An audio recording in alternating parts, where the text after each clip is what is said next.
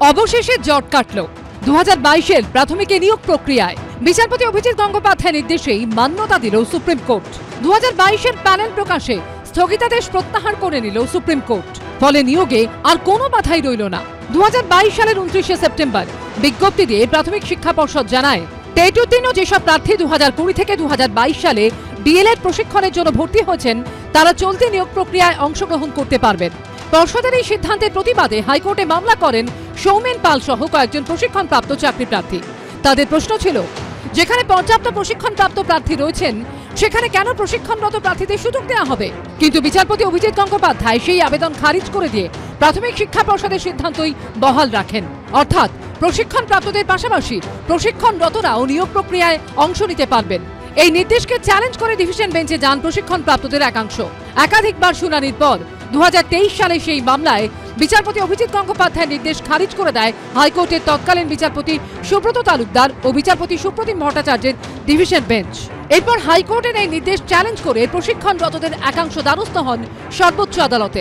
Supreme কোর্টে সেই মামলার শুনানিতে দুপক্ষের সওয়াল জবাব শুনে প্রাথমিকে 2022-এ নিয়োগ প্রক্রিয়ায় অন্তর্বর্তীকালীন স্থগিতাদেশ দেয় বিচারপতি হিমা কোহলি ও রাজেশ বিন্দালের বেঞ্চ।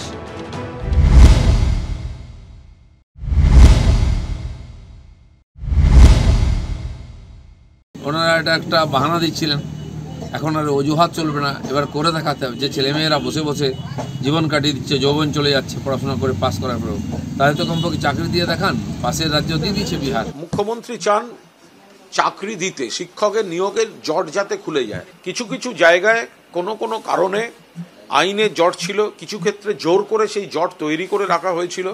মুখ্যমন্ত্রী বারবার কোর্টের কাছে অনুরোধ করছিলেন, যত জট খুলতে থাকে সে তো ভালো, মুখ্যমন্ত্রী যেটা চাইছেন সেভাবেই নিয়োগ হবে।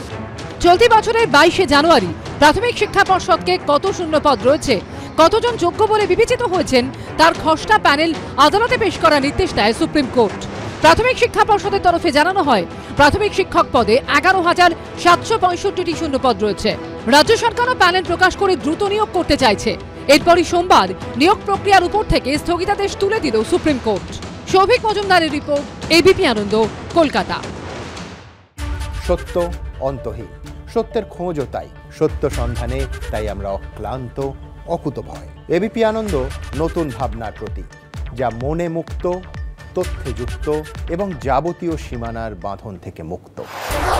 সীমা না শব্দটির মধ্যেই লুকিয়ে আছে মানা শব্দটি, যেন চোখ রাঙানি এক অদৃশ্য বেড়াজাল, যা আটকে রাখে আমাদের এক ছোট্ট গণ্ডির মধ্যে।